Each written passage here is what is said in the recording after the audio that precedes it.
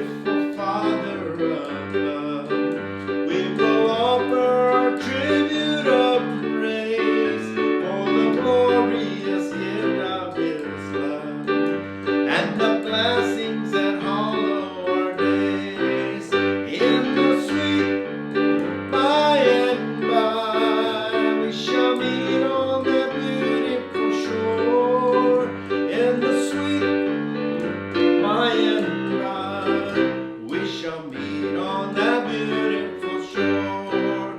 Yes, in the sweet by and by, we shall meet on that beautiful shore. In the sweet by and by, we shall meet on that beautiful shore. We shall meet on that beautiful shore. Yes, we shall meet on that beautiful shore.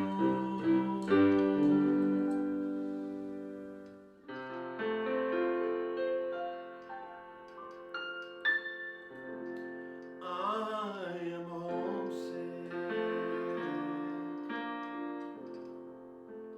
for a city to which I have never been before. No sad goodbyes will there be spoken, for time won't matter anymore.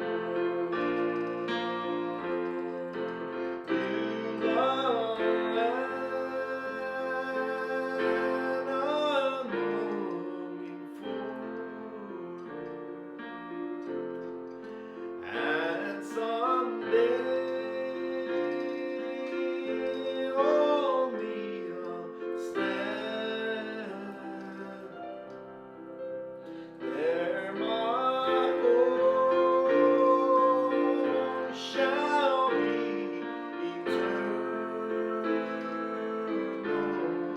Beulah land, sweet Beulah land. Well, now I'm looking for a river where my fate's gonna end inside. There's just a few more days to labor, and then I'll take my heavenly flight. You love and I'm longing for you, and someday only I'll stand there. My home shall be eternal. Beulah land, sweet Beulah land.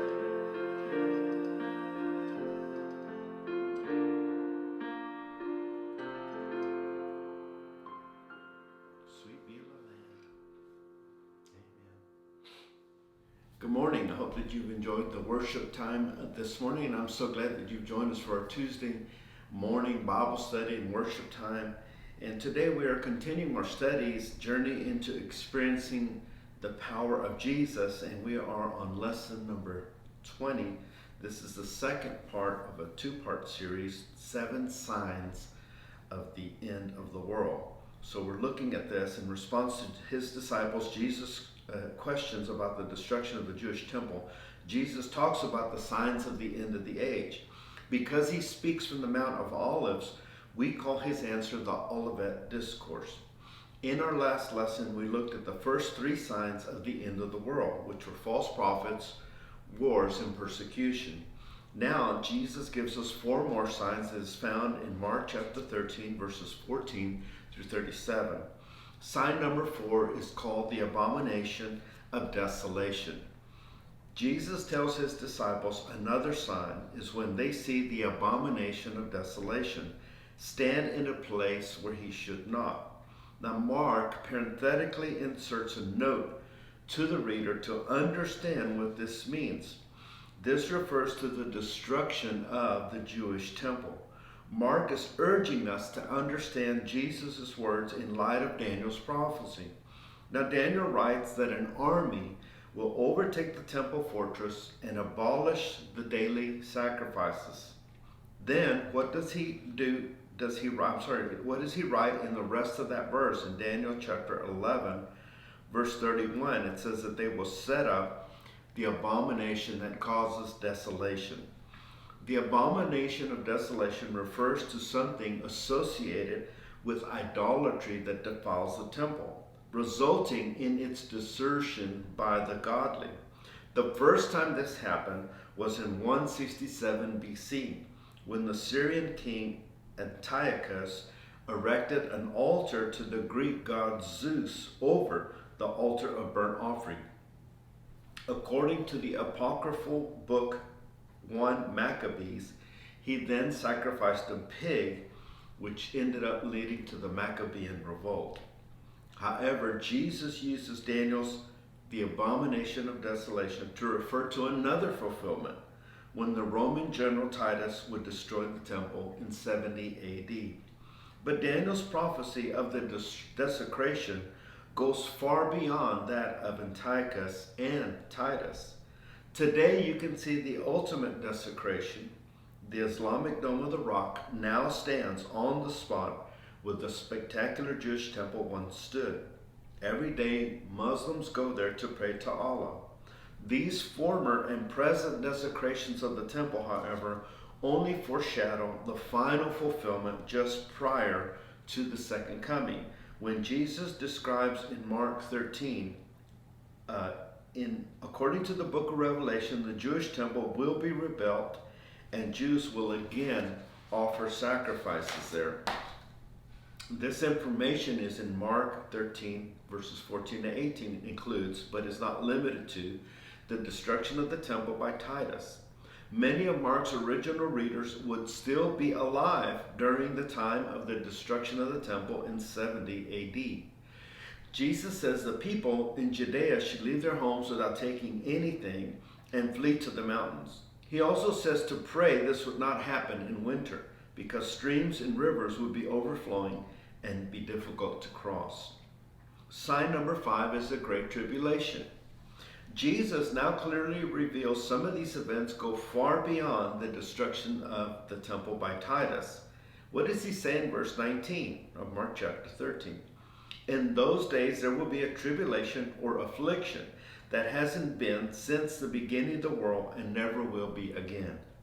The destruction of the temple did not result in as many fatalities as World War II, the deadliest military conflict in history, with more than 50 million people being killed. However, Jesus is talking about the Great Tribulation at the end of the age. It would be even worse than World War II. For example, what does Revelation 16:8 reveal about the Great Tribulation when the fourth bowl is poured out? It says people were scorched with fire. Some believe nuclear weapons will destroy the ozone that protects us from the sun, and people will be scorched by the sun. Things will be so bad, Jesus says, that unless the Lord shortens the time, no one would survive. This shortening of days is so God's elect or chosen people would not be wiped out and be unable to fulfill their mission. The chosen ones in the Old Testament were the Jews. However, the elect to whom Jesus refers is people who would be saved during the Great Tribulation through the witness of Jewish believers. In Mark 13, 21 through 23, Jesus again warns about people claiming to be Christ and also false prophets who will deceive many. Then he says, in the days after the tribulation, the sun will be darkened and the moon will not give its light, and the stars will be falling from heaven, and the powers in the heavens will be shaken. This refers to when Jesus opens the sixth seal of the scroll in Revelation 6, 12, and 13. There was a great earthquake. The sun became black as sackcloth. The full moon looked like blood, and stars fell from heaven. The stars falling from heaven could be the only way Jesus could describe a nuclear exchange to his original readers. What Jesus says in verses 24 to 25 was impossible to understand until the dawn of the atom bomb in 1945. The most powerful nuclear weapon ever detonated was a hydrogen bomb developed by the Soviet Union in 1961. It has a potential yield of 100 megatons of TNT. A megaton is 1 million tons. 100 million tons of TNT has the explosive power to form a crater approximately 40% the size of the state of Arizona. That no doubt would cause a great earthquake. The mushroom cloud of such a nuclear explosion would darken the sky so the sun could not be seen. Also, the dust in the atmosphere would cause the moon to appear blood red. Now we come to sign number 6, the second coming. After the horrible events of the great tribulation, Jesus says, and when they shall see the Son of Man coming in clouds with great power and glory. He will not be coming back as a lamb to be slaughtered for the sins of the world as he did the first time he was on earth.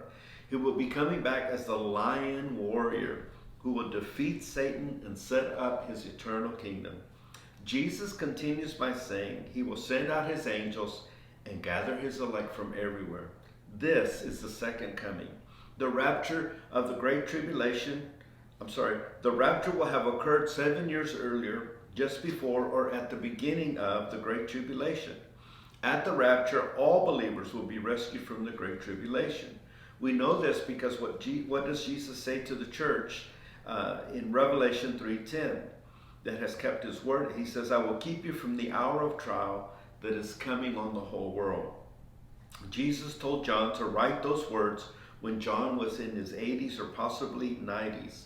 So Titus would have already destroyed the temple.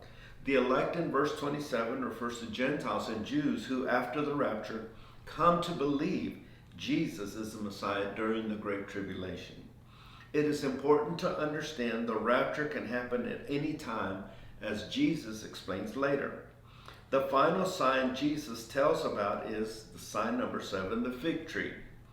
Jesus explains all these signs in response to the question his disciples asked about the destruction of Herod's temple. So Jesus says they should learn a lesson from the fig tree. When its branches bud and sprout, you know that summer is near. Jesus says, in the same way, when believers see these things happening, the end is near. Then what does Jesus say in Mark 13:30? Truly I say to you, this generation will not pass away until all these things take place. Does this mean all things happened before the disciples died? Obviously not. The word translated this generation refers to those living or possibly to race or lineage. Here it seems to refer to both. Some living at the time of Christ would see the destruction of the temple. However, it could also refer to the Jewish race because God is not finished with them, with the Jews. After the rapture, God will evangelize much of the world through the Jews. That's why Paul writes he wants us to be aware of a mystery in Romans 11:25. The mystery is that there's a partial hardening that has come to Israel until the full number of the Gentiles has been saved. When the full number of the Gentiles has been saved, ending with the rapture, that hardening or the blindness of many Jews will end.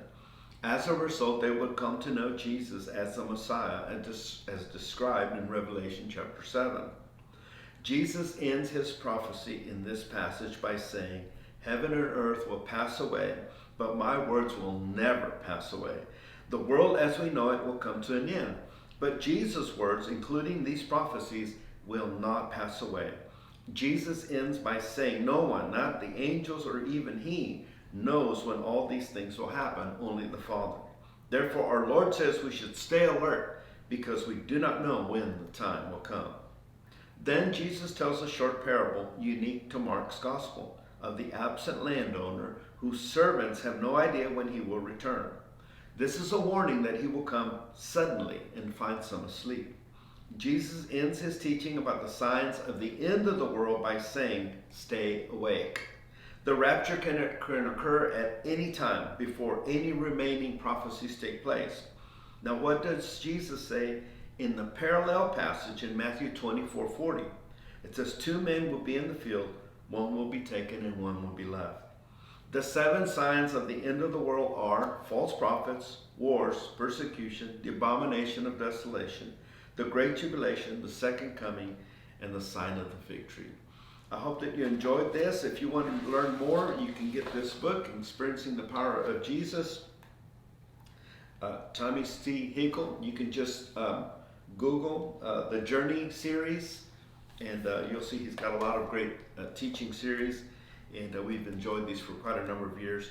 So you can follow along with us. We're in lesson number 20 today, and so really good lesson. There's a lot in there. You gotta have to go through it slowly and look at it and read it and try to understand. But there's a lot that we don't know about the future. There's a lot we don't understand quite like we think we do. And all the biblical scholars have differing opinions of what this means or that means. The bottom line is we should live our lives ready to meet Jesus at any moment. Whether he comes today or comes 5 years from now or 10 years from now, we don't know. But we should be living our lives in such a way, just a life that is full and there's joy and there's peace in the Holy Spirit. A life that is a witness to the power of the gospel of Jesus in our lives, that is witnessing to that power.